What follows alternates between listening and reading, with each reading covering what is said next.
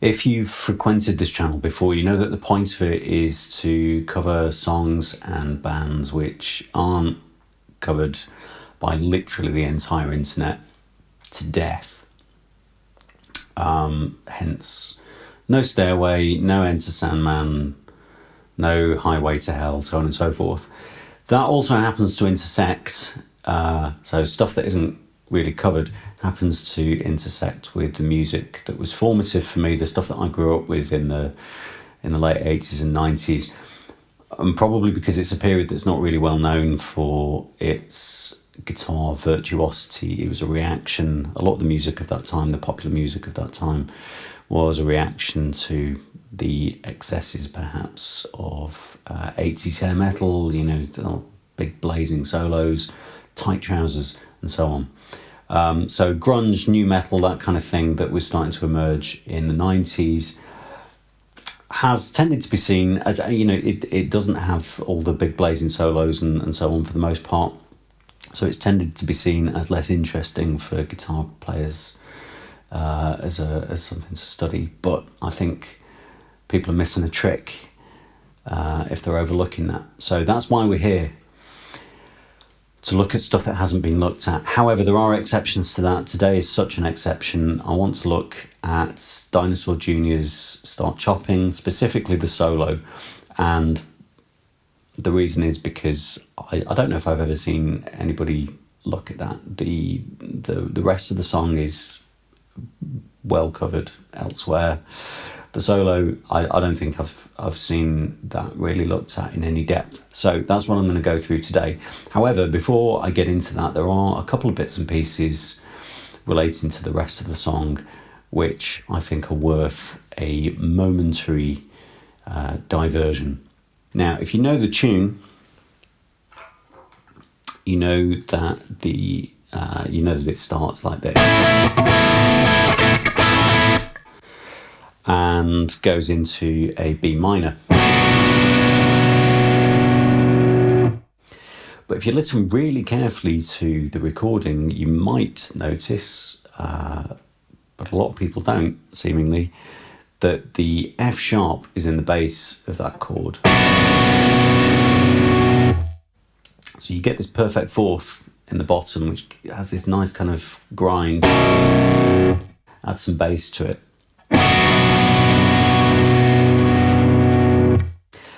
And if you listen to the rest of the song, actually he's doing that, but everywhere that he can, really. So the D, there's a D sus2, happens quite a lot in there. Same thing, we've got the A ringing out in the bass there.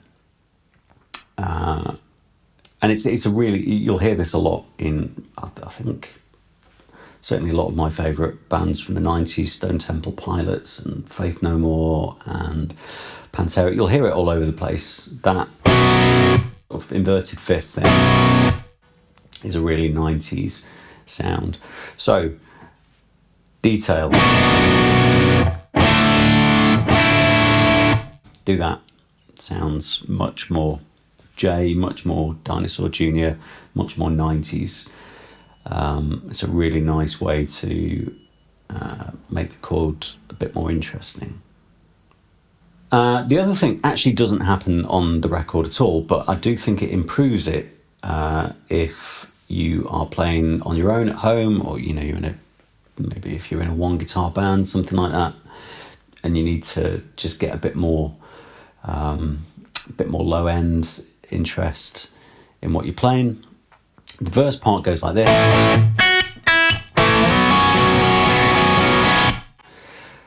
And that is really weedy. And I don't like it.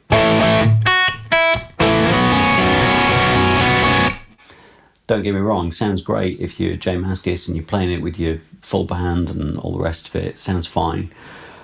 But if you're playing that on your own, it sounds wrong almost, this pathetic little thing against everything else. So what I started doing was this instead. Hybrid picking, so you're using your finger and the pick at the same time. So that's the same notes. And I'm just adding in the bass here exactly what the bass guitar on the recording does. This descending part.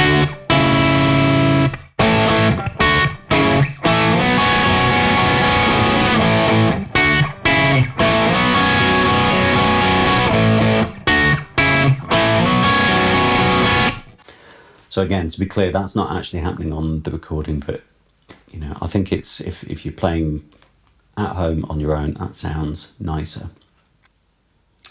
So to get onto the solo then, we're in A major in this song. And the solo is A major pentatonic. If you're anything like me, probably the way that you'll see that, if you're used to the typical minor pentatonic pattern, so that's A minor pentatonic, you'll know that if you take that, slide it down 3 frets, you get the major for the same key, so F sharp in this case. And we're just starting from the 2nd degree of the scale, the A.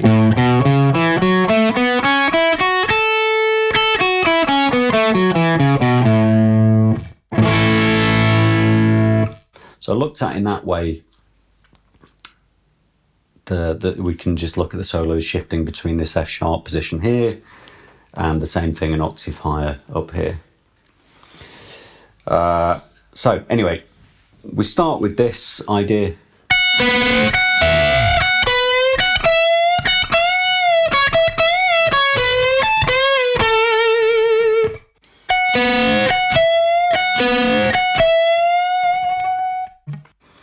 So pretty standard stuff, you know. Again, if we just look at this as an F sharp minor pentatonic, the patterns should look familiar to you if you're used to that scale.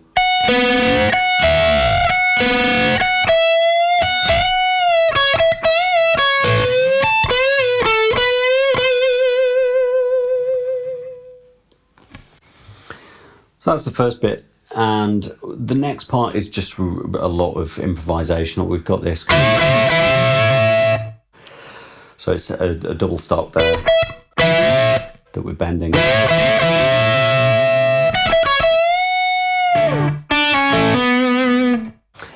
The key to this part is, I mean, you couldn't transcribe this really. It's just a lot of hammer on the whammy bar and noodling around in that A major pattern. Can't do it here. I've got this one locked down to keep the thing in tune, but really lay into that. That leads us into the main part of the solo, really. So that stuff is kind of set up. This gets us into the main section of the solo. So we start with this.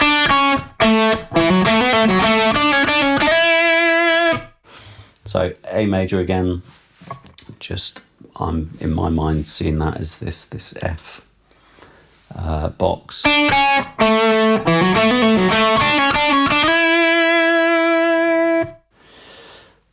And then up an octave to that same box, just now at the 14th fret.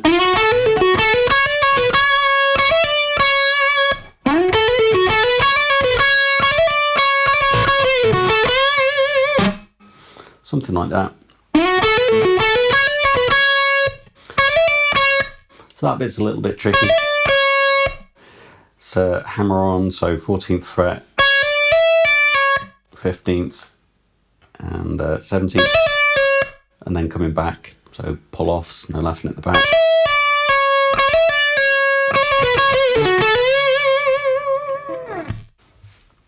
And then something like that.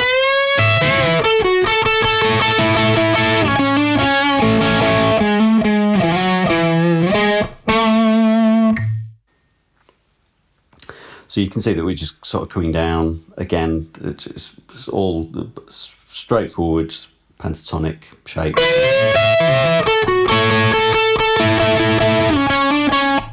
Hammering on there, so we're on the D string there, hammering on from the 11th to the 12th fret.